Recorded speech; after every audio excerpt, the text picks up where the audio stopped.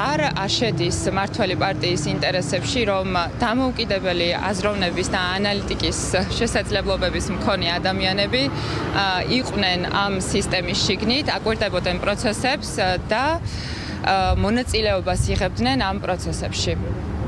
შესაბამისად, რითი დასრულდება ეს ცალსახარის დაზარალდება მხოლოდ ქვეყანა, დაზარალდება ქვეყნის თავდაცვისა და უსაფრთხოების ხაზი, ჩვენი მედეგობა, იმიტომ რომ ამ ინსტიტუტებს, კონკრეტულად თავდაცვის სამინისტროს და უსაფრთხოების სფეროში არსებულ ინსტიტუტებს ჭირდებათ მყარი გარანტი მათი თანამშრომლების მხრიდან, იმ თანამშრომლების, რომელიც არიან ერთგულნი კონსტიტუციის და სახელმწიფო ინტერესების და არა რომელიმე პოლიტიკური პარტიის.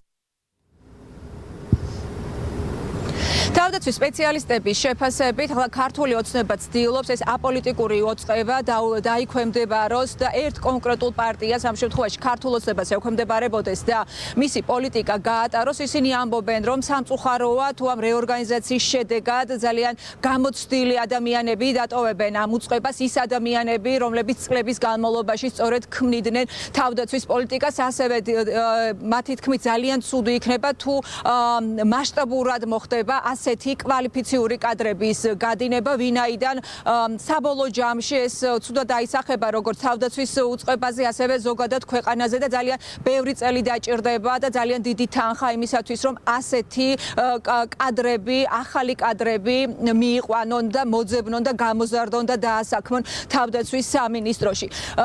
რაც შეეხება თავდაცვის სამინისტროს, მე უკვე ვთქვი, რომ ოფიციალური განმარტება არ გაკეთებულა, თუმცა მათ მოგწერეს პასუხად, რომ სინამდვილეს არ შეესაბამება თითქოს 200 ადამიანის გათავისუფლება ან იგეგმება ამ რეორგანიზაციის შედეგად. სხვა დეტალებზე და არ საუბრობენ და განმარტებები არ კეთდება და ერთი რაც გვითხრეს ასევე უწყების თავდაცვის სამინისტროდან არის ის, რომ ყველა დეტალი უკვე რეორგანიზაციის დასრულების შემდეგ გაირკვევა.